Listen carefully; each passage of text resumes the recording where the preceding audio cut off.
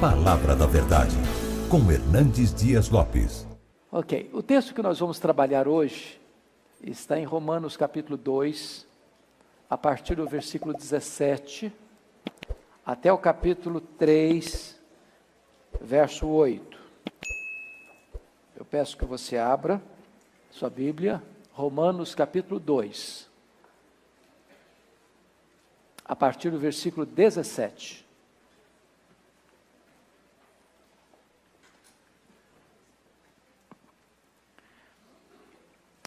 Eu vou fazer essa leitura, vocês me acompanhem por gentileza na leitura. Se porém tu que tens por sobrenome judeu, e repousas na lei, e te glorias em Deus, que conheces a sua vontade, e aprovas as coisas excelentes, sendo instruído na lei, que estais persuadido de que és guia dos cegos, luz dos que se encontram em trevas, instrutor de ignorantes, mestre de crianças, tendo na lei a forma da sabedoria e da verdade, tu, pois, que ensinas a outrem, não te ensinas a ti mesmo? Tu que pregas que não se deve furtar, furtas?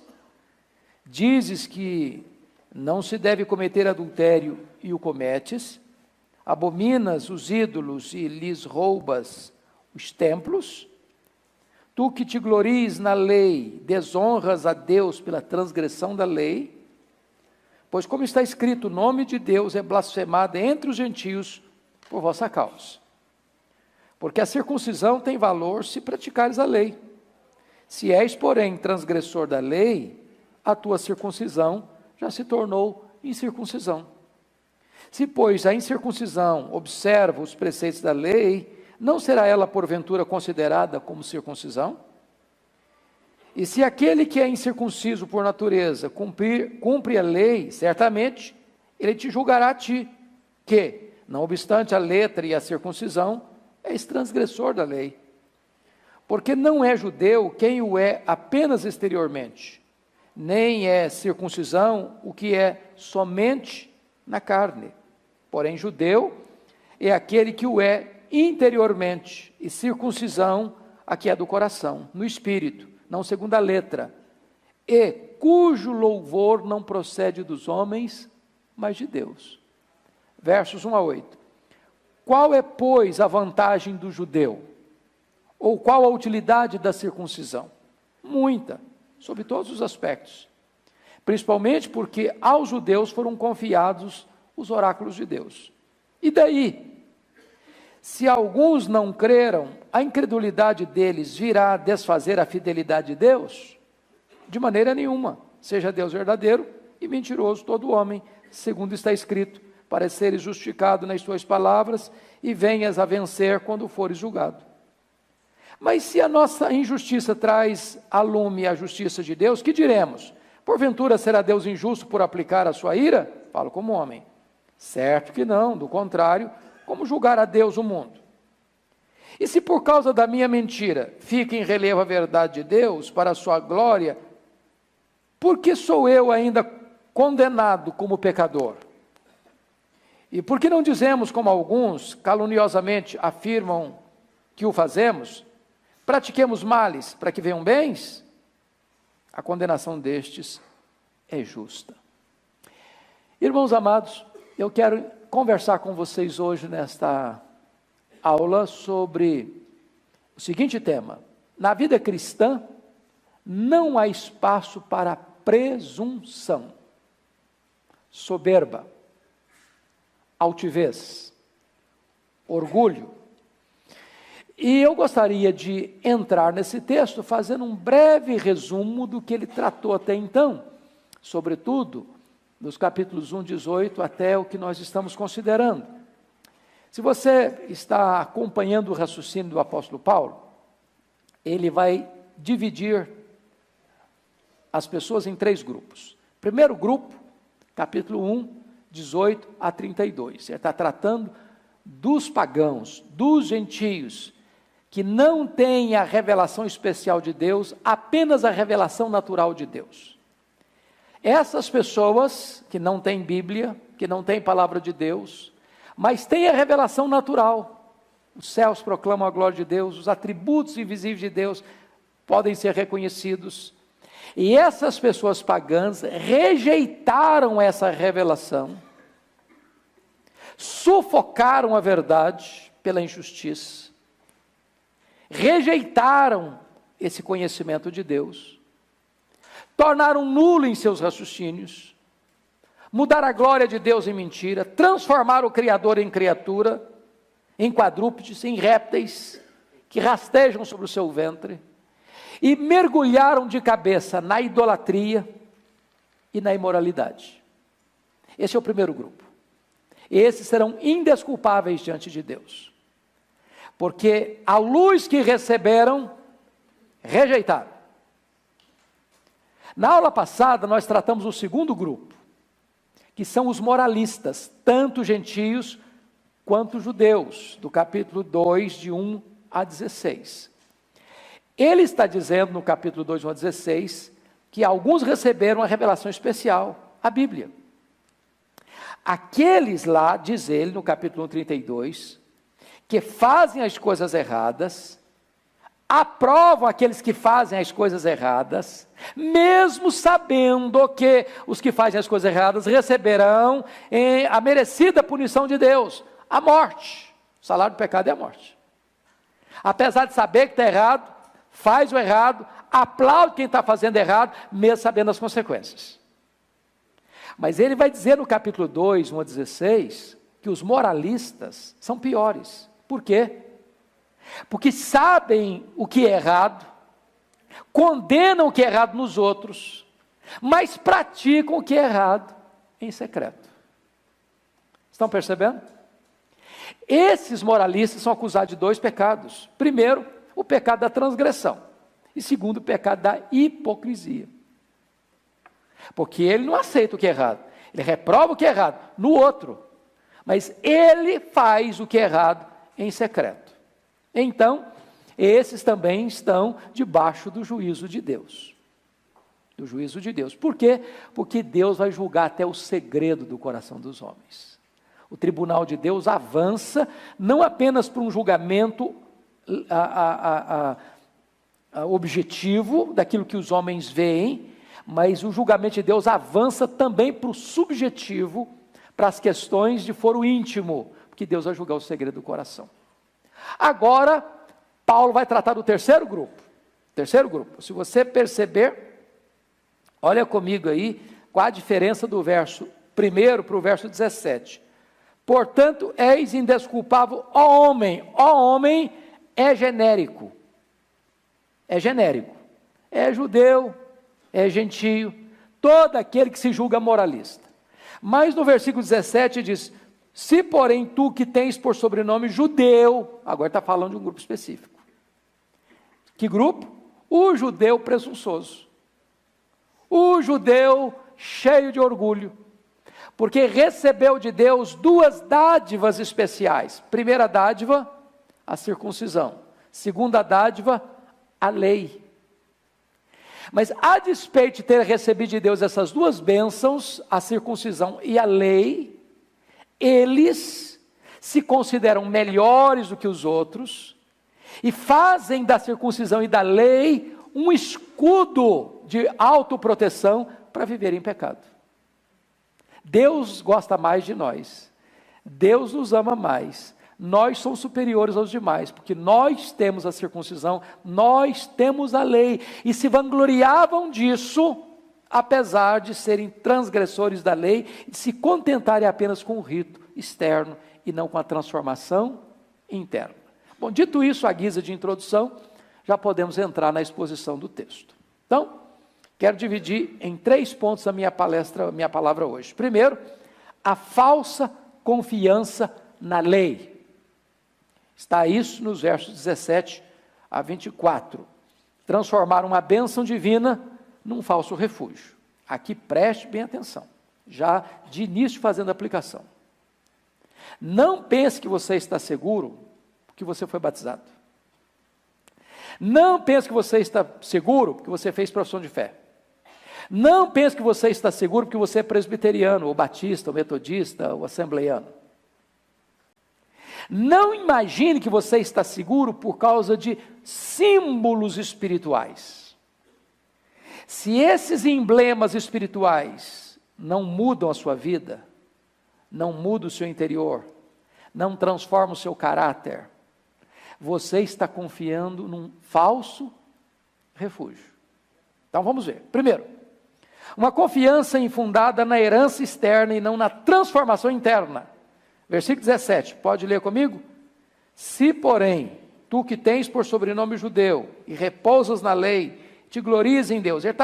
Paulo está aqui argumentando como um grande tribuno, como um grande jurista, uma argumentação lógica irresistível. O que ele está argumentando aqui é o seguinte: o judeu se repousa na lei. Por possuir a lei, por conhecer a lei, mas, infelizmente, não praticando a lei. Vamos pegar para nós? Você conhece a Bíblia? Você lê a Bíblia? Graças a Deus você tem Bíblia, não? Graças a Deus você lê sua Bíblia, não? Graças a Deus você conhece a sua Bíblia, não? Mas eu pergunto a você, e se você conhecer e não praticar, isso resolve a sua vida? Dá segurança a você? Ao contrário. Isso torna você o quê? Mais culpado. Mais culpado. É isso que Paulo está argumentando. Uma confiança infundada na herança externa. Eu tenho a lei, eu tenho a Bíblia, eu tenho a palavra de Deus. Mas, por que é infundada? Porque não está fundamentada numa transformação interna. O meu refúgio está em Jesus ter mudado a minha vida, meu coração. E não no fato de eu ter uma Bíblia, ler uma Bíblia, conhecer uma Bíblia. Ninguém, irmãos, é um cristão por ser um teólogo. É possível ser um teólogo e não ser um cristão. Conhecer, dominar o assunto. Saber todas as correntes teológicas. Saber versículos de cor. Defender posições corretas, teologicamente falando. E isso ainda não mudou a sua vida. Então isso é um falso refúgio. Segundo lugar, uma confiança infundada na conformação apenas externa da lei. Olha os versos 17 ainda e 18 agora. Se porém tu que tens por sobrenome judeu, repousas na lei, te glorias em Deus, que conheces a sua vontade, aprovas as coisas excelentes, sendo instruído na lei. Ou seja, note uma coisa. Primeiro, ele tem sobrenome judeu, então ele acha que ele tem uma raça superior. Segundo, ele repousa na lei. Bom, eu tenho a lei. Terceiro, ele se gloria em Deus. Quarto, conhece a vontade de Deus. Quinto, ele aprova as coisas excelentes. Sexto, ele é instruído na lei. Tudo isso ele tem. Diríamos que era um bom aluno de uma boa escola bíblica dominical da época. Sabia tudo, conhecia tudo. Tudo certinho, ele aprova o que é certo, ele reprova o que é errado, tudo isso bonitinho. Mas o que acontece?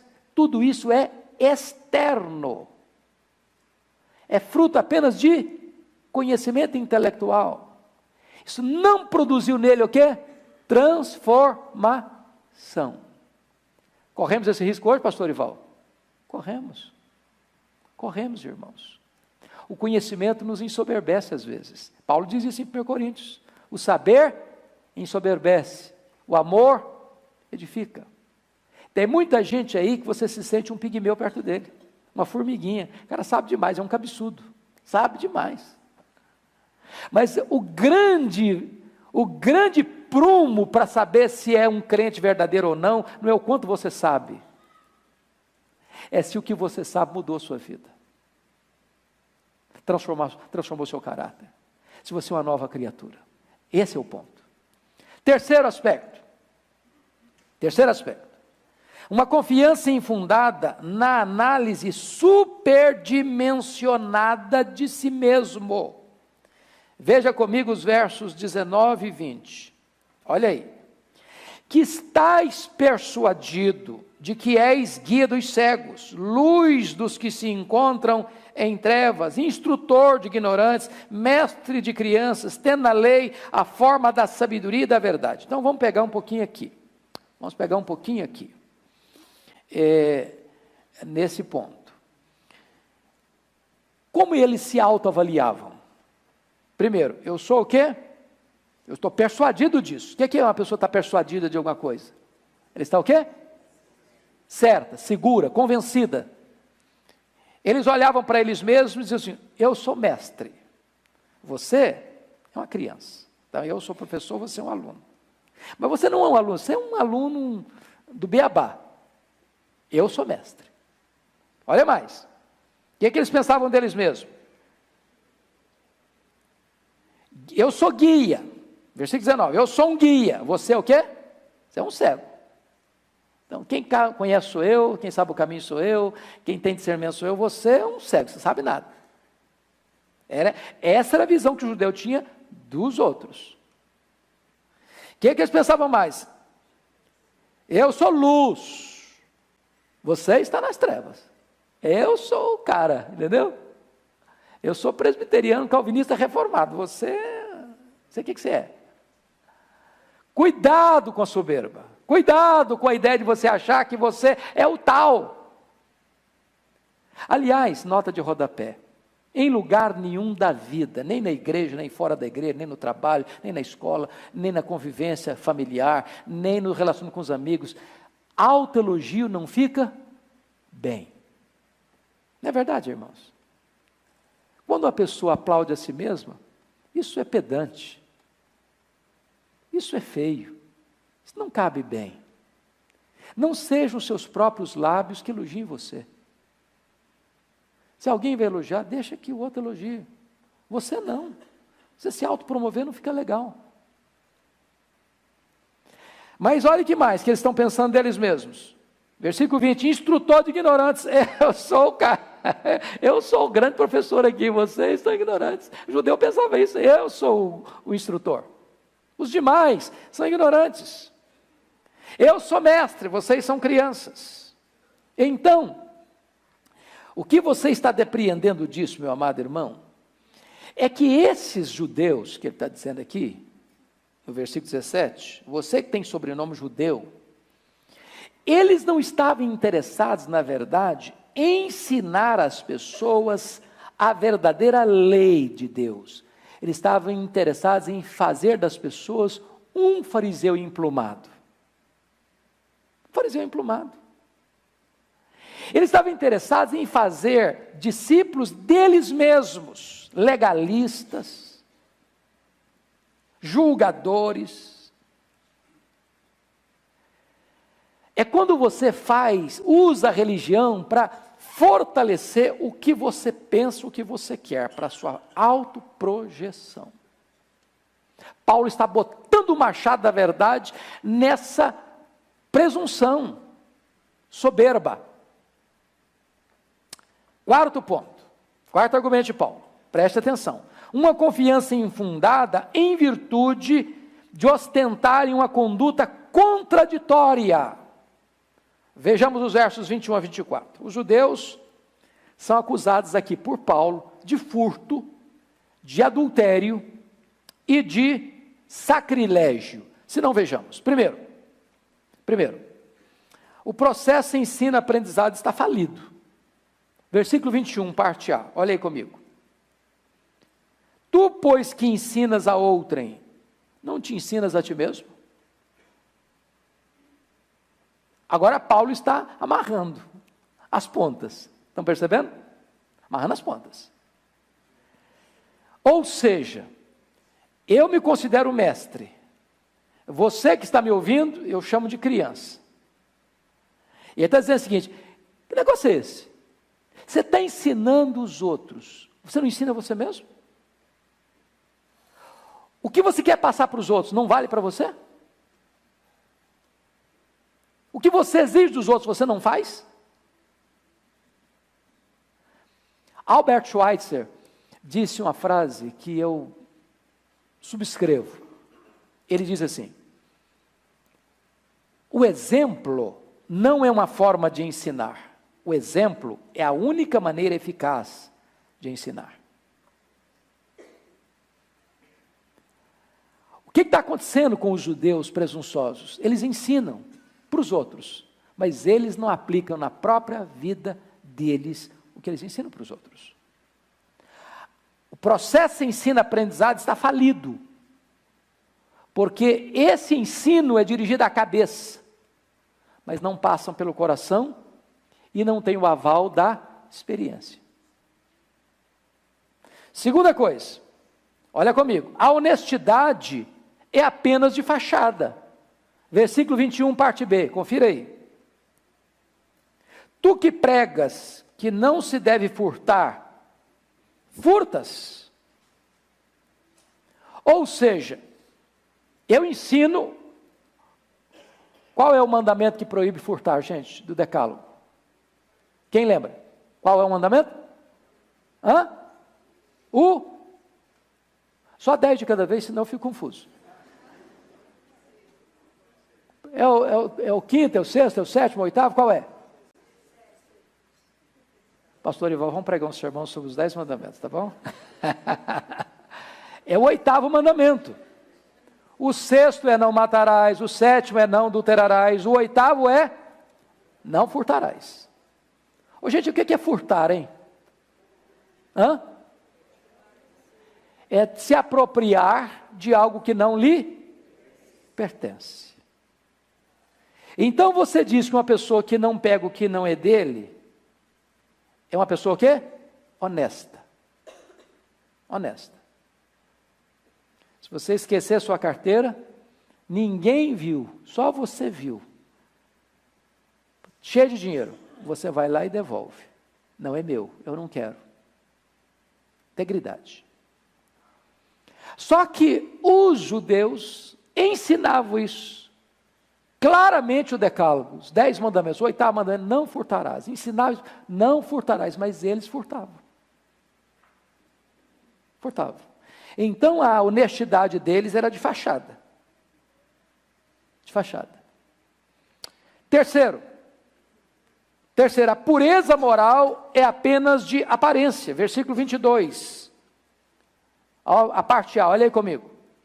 Dizes que não se deve cometer adultério e o cometes? Qual é o mandamento que proíbe o adultério? 7º mandamento. Não adulterarás. Eles ensinavam isso, eles pregavam isso. Eles diziam para as pessoas isso, mas eles praticavam isso em secreto. Então, note você que não só a honestidade era de fachada, mas também a pureza moral era de aparência.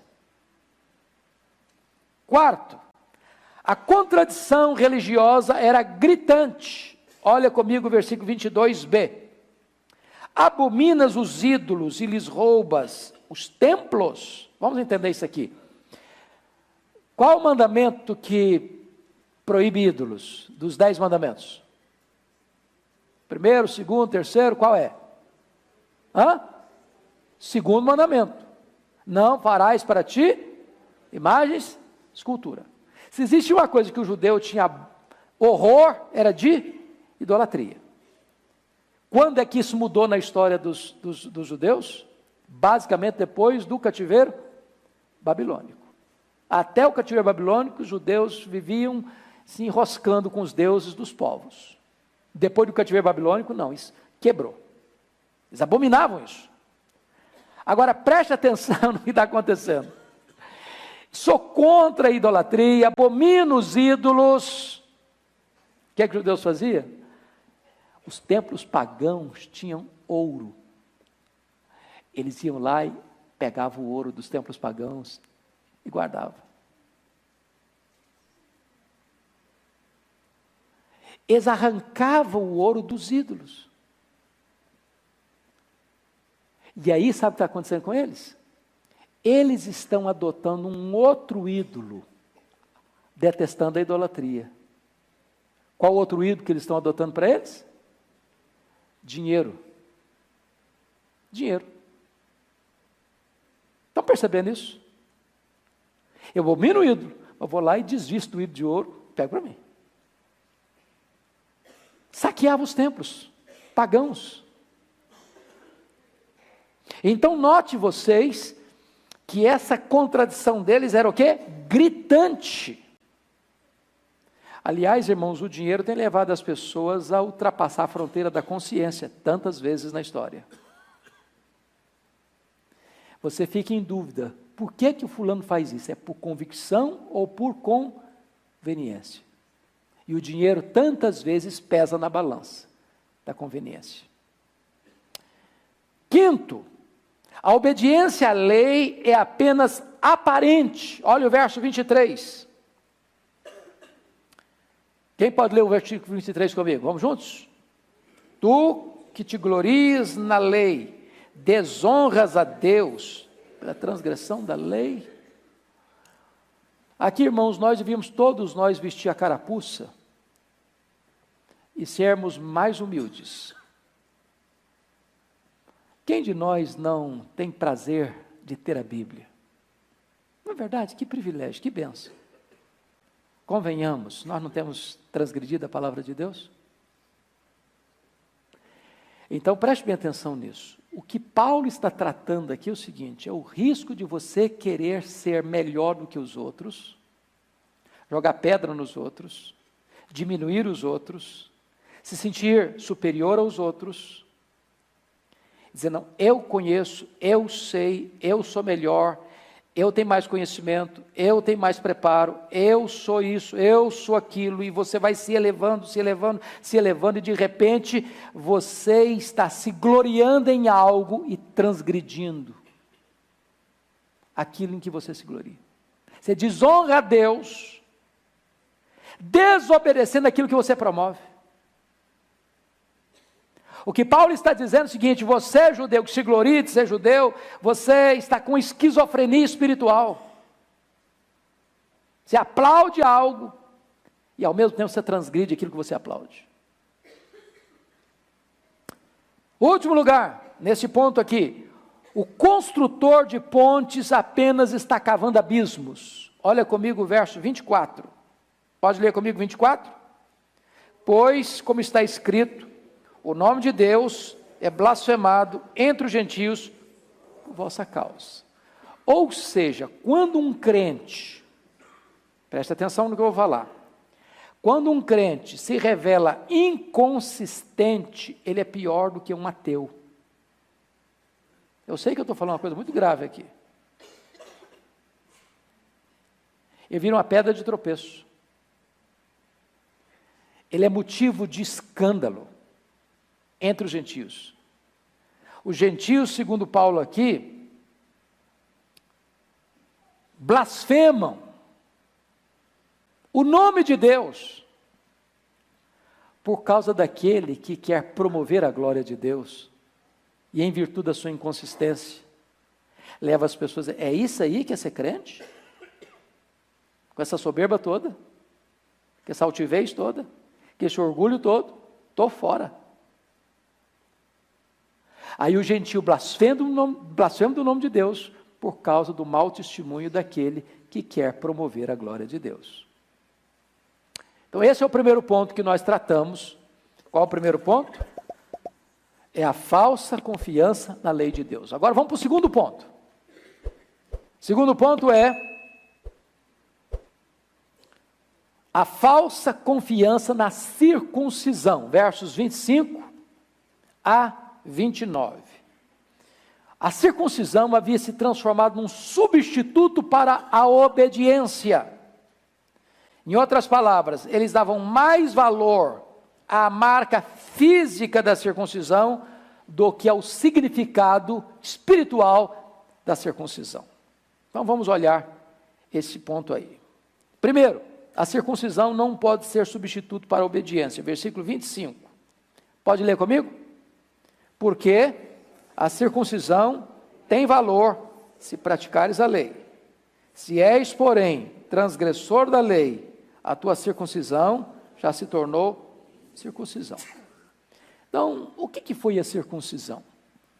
Você precisa voltar a Gênesis capítulo 17. Você pode abrir lá comigo, Gênesis 17? Depois a gente volta aqui para Romanos.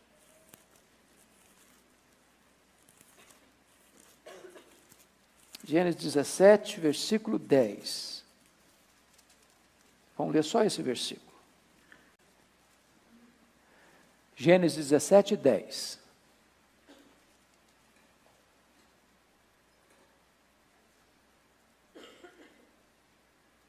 Toda a igreja comigo, por favor.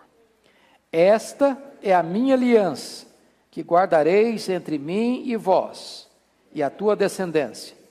Todo macho entre vós será circuncidado. Então, isso era um selo, era um símbolo visível de uma aliança que Deus estava fazendo com Abraão, o pai da fé, e com a sua descendência. Agora vamos ver qual é o significado espiritual da circuncisão. Agora abra Romanos capítulo 4. Versículo 11. Romanos 4, 11. Ok? Vamos juntos? E recebeu o sinal da circuncisão como selo da justiça da fé que teve quando ainda incircunciso, para vir a ser o pai de todos os que creem, embora não circuncidados, a fim de que lhes fosse imputada a justiça. Então a circuncisão não era apenas um rito físico, era um símbolo, era um selo da justiça da fé. Nota de rodapé agora, nota de rodapé.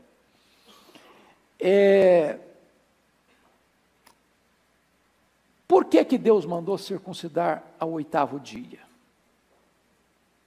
Resposta: a ciência está provando hoje que o 8º dia é o melhor tempo na vida do ser humano para a questão da coagulação.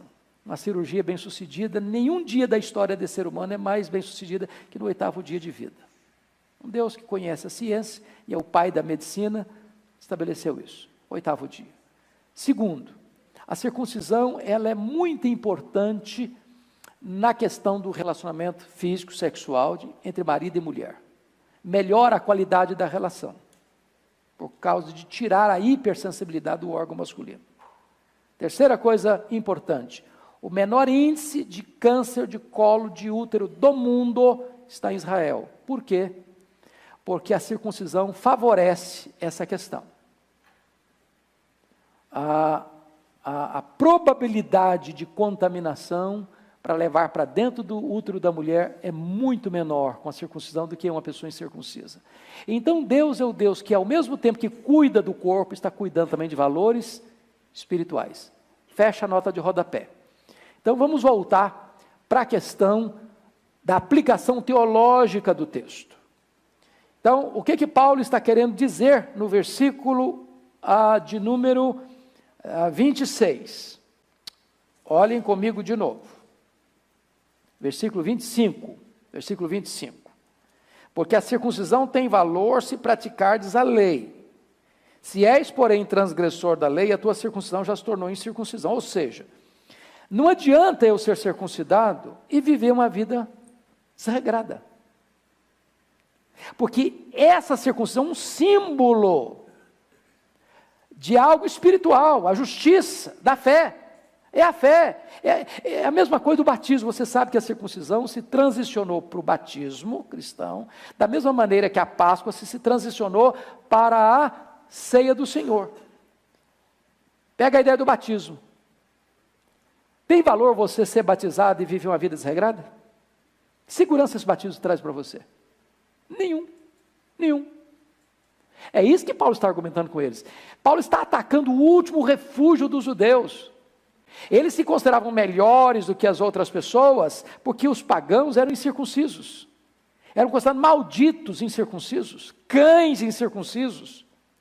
Eles, a raça superior, tinha uma lei e tinha uma circuncisão. Faziam dessa circuncisão um refúgio espiritual. E Paulo diz, esse refúgio é falso. Se vocês não guardarem a palavra de Deus, se vocês não obedecerem a palavra de Deus. Nenhum de nós pode dizer, não, eu fui batizado na igreja, agora estou tranquilo, estou seguro, estou assim, fique tranquilo, estou blindado. Está blindado coisa nenhuma.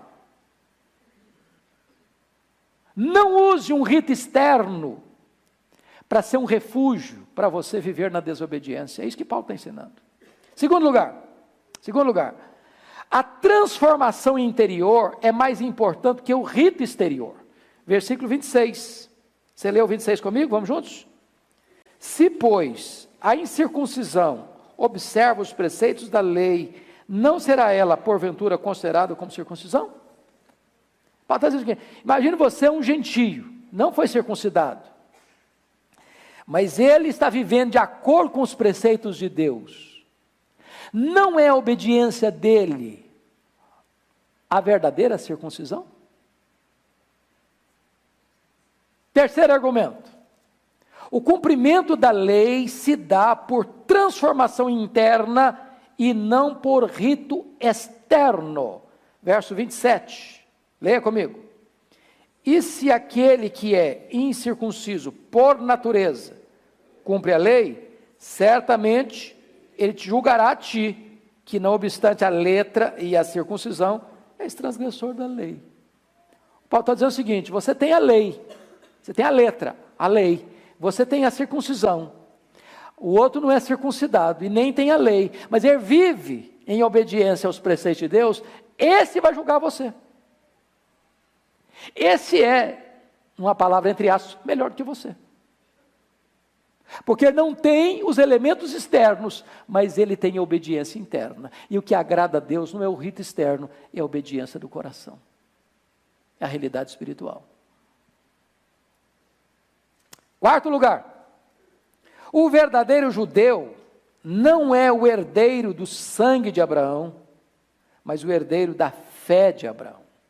Versos 28 e 29. Esses dois versículos são fundamentais nesse entendimento aqui. Vamos juntos, 28 e 29. Porque não é judeu quem o é apenas exteriormente, nem é circuncisão o que é somente na carne. Porém, judeu é aquele que o é interiormente, e circuncisão a que é do coração, no espírito, não segundo a letra, e cujo louvor não procede dos homens, mas de Deus. Então, deixa eu dizer uma frase aqui que eu já disse várias vezes, mas talvez você possa, nesse contexto agora, melhor assimilá-la e até escrever aí num pedaço de papel. O verdadeiro filho de Abraão não é aquele que tem o sangue de Abraão correndo em suas veias.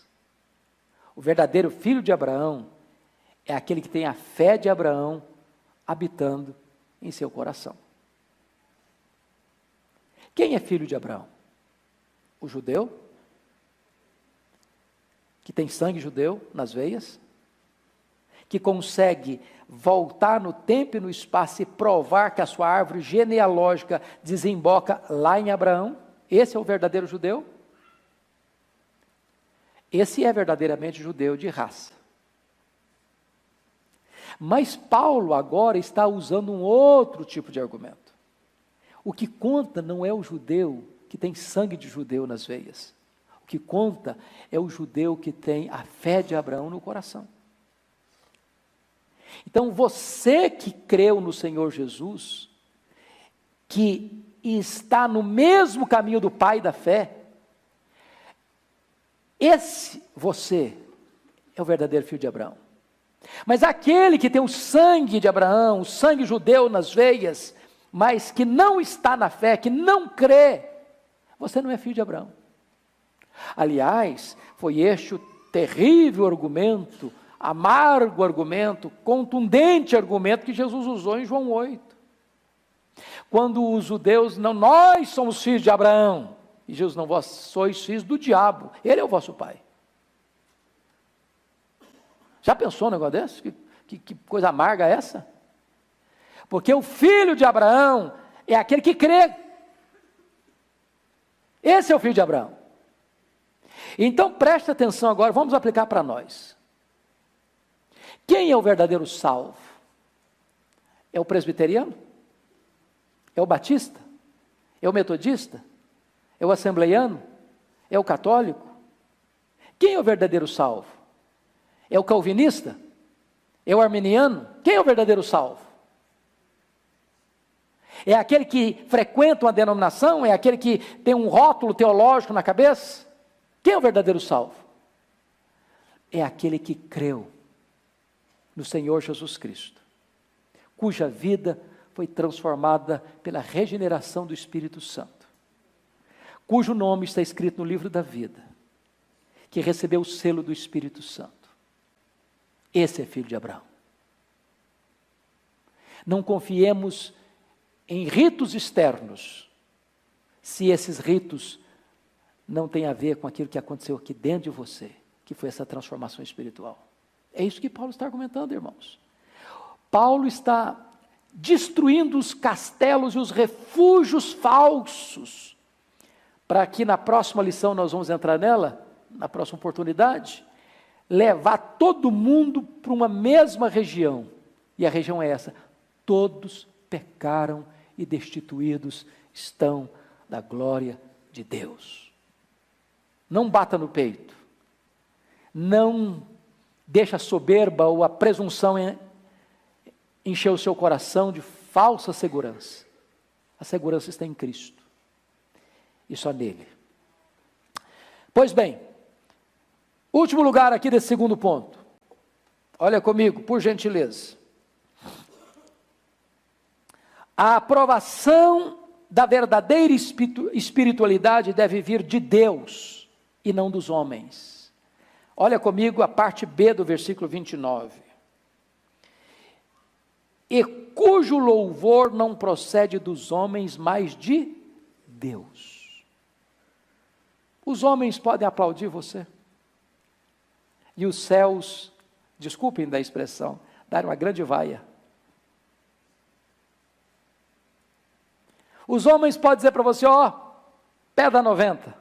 E Deus olha lá de cima, ó, 0. 0. O que importa não é receber aplauso dos homens. Porque qual era a espiritualidade dos fariseus?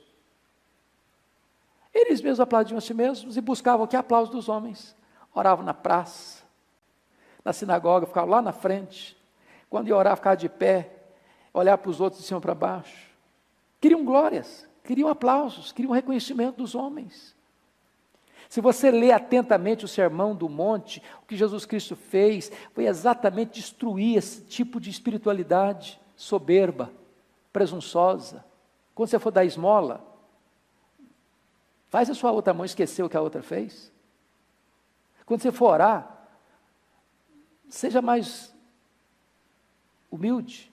Quando você estiver jejuando, não fica aí dizendo, hoje eu estou jejuando, porque eu sou um crente muito espiritual. Olha para mim, olha aqui como é que eu sou espiritual. Acabe com essa soberba.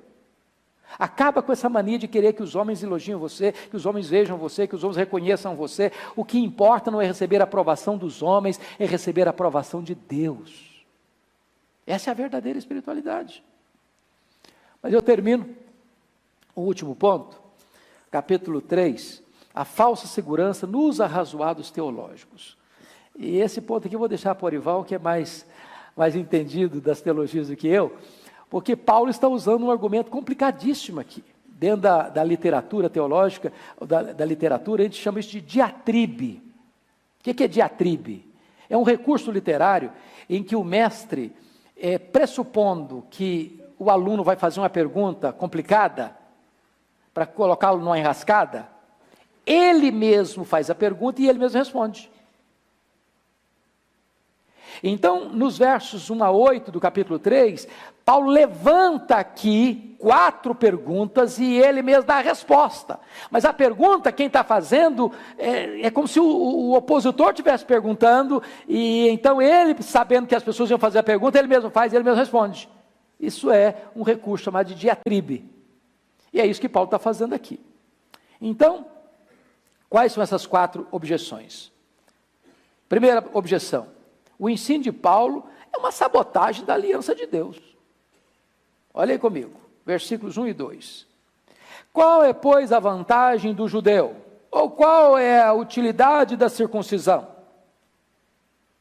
Porque o judeu podia perguntar isso, mas você está batendo na gente? Naquilo que a gente tem de mais sublime, a circuncisão e a lei, que negócio é esse, Paulo? Então qual é a vantagem? Você está tirando a nossa vantagem? Você está nos nivelando junto com todo mundo? Nós somos melhores, nós temos a lei, nós temos a circuncisão. Então qual é a vantagem? Resposta: muita, sob todos os aspectos. Principalmente porque aos judeus foram confiados os oráculos de Deus. Preste atenção. Privilégios não são para nos tirar a responsabilidade da obediência. Privilégios implica em responsabilidade. Se você sabe, você é mais responsável ainda. Então, de todos os povos, os menos desculpáveis são os judeus. Por quê? Porque a eles foi confiado os oráculos de Deus, a palavra de Deus. Você, os olhos de Deus, é mais responsável do que o cara que está na balada, está se drogando, está se prostituindo em São Paulo. Eu e você. Por quê? Porque nós conhecemos o quê? A palavra de Deus. Segundo argumento. Os ensinamentos de Paulo anulam a fidelidade de Deus. Versículos 3 e 4. E daí? Se alguns não creram, a incredulidade deles virá desfazer a fidelidade de Deus? Resposta de Paulo. De maneira nenhuma, versículo 4, seja Deus verdadeiro e mentiroso todo homem, segundo está escrito, para ser justificado nas tuas palavras e venhas a vencer quando for julgado. Então você prega o evangelho. Irmãos, isso tira de nós esse complexo. Eu preguei e ninguém creu. Fui fracassado. Quem é chamado na Bíblia de profeta evangélico? Vocês lembram? O profeta da salvação. Profeta Isaías. Quem creu, Senhor, em nossa pregação? Quem creu? A palavra de Deus é vitoriosa em si. Não depende do resultado. Ela é vitoriosa em si porque ela traz juízo, traz salvação. Quando você prega, não tem neutralidade não. Ou o cara crê e é salvo, ou ele não crê e é condenado. Acabou. Não depende, o sucesso não é seu, nem o fracasso é seu. Nem o fracasso é seu. Então não depende da resposta, irmãos. Para quê? Para que você não se glorie. Eu preguei, tantas pessoas foram convertidas. Não é você não, filho. Não é você não. Baixa a bola. Baixa a bola. Terceiro, os ensinamentos de Paulo contradizem a justiça de Deus. 5 e 6. Mas se a nossa injustiça traz a lume a justiça de Deus, que diremos? Porventura será Deus injusto por aplicar a sua ira? Falo como homem. Certo que não, ele responde. Do contrário, como julgará Deus o mundo? Porque o argumento era esse. Bom, já que Deus salva pela graça e aplica a sua justiça, então vamos pecar mais para Deus ter mais chance de demonstrar a sua justiça. Esse era um perigo que estava surgindo e Paulo vai tratar disso melhor no capítulo 6. Viveremos no pecado, nós os que para ele morremos? A ideia era essa. Quanto mais eu pecar, mais a graça de Deus vai trabalhar. Quanto maior o pecado, maior a graça. Mas preste atenção nisso. Eu vou viver então mais no pecado para que Deus seja mais gracioso ainda? Não, você não entendeu nada. Eu já morri para o pecado, então não posso viver nele. Isso é tentar a Deus. Último castelo deles. Os ensinamentos de Paulo são uma falsa promoção da glória de Deus. Versículos 7 e 8. E se por causa da minha mentira fica em relevo a verdade de Deus para a sua glória, por que sou eu ainda condenado como pecador? É o argumento que nós estamos usando. Quanto mais eu mentir, mais a verdade de Deus vai aparecer. Quanto mais eu pecar, mais a graça de Deus vai florescer. E aí ele diz assim, continua na pergunta, verso 8. E por que não dizemos, como alguns caluniosamente afirmam que o fazemos? Pratiquemos males para que venham bens. Olha que teologia ruim essa. Olha que teologia falsa é essa. Pratiquemos males para que venham bens. Quanto mais eu errar, mais Deus vai ter chance de demonstrar a sua graça. Aí Paulo responde, a condenação destes é justa. Então, amados, nós chegamos até aqui e estaremos então, do ponto de vista de Paulo, prontos para entrar na parte nevrálgica da carta, onde ele vai desembocar na questão de que não tem falso refúgio, não tem escape. Todos pecaram, destituídos estão da glória de Deus. Então o Evangelho tem más novas e boas novas. O Evangelho começa com más novas. Quais são as más novas? Você está perdido. Você que acha que é o tal, você está perdido. Você que acha que é o bom, você está perdido. Você que acha que está assim no topo, você está arruinado. Enquanto você não se sentir no fundo do poço, perdido, sem recursos, você não pode valorizar a graça de Deus. É aí que o Evangelho entra, as boas novas. Tem saída para você. Tem saída para você. O Salvador é Cristo. E Ele veio para salvar pecadores. Bendito seja Deus pelo Evangelho.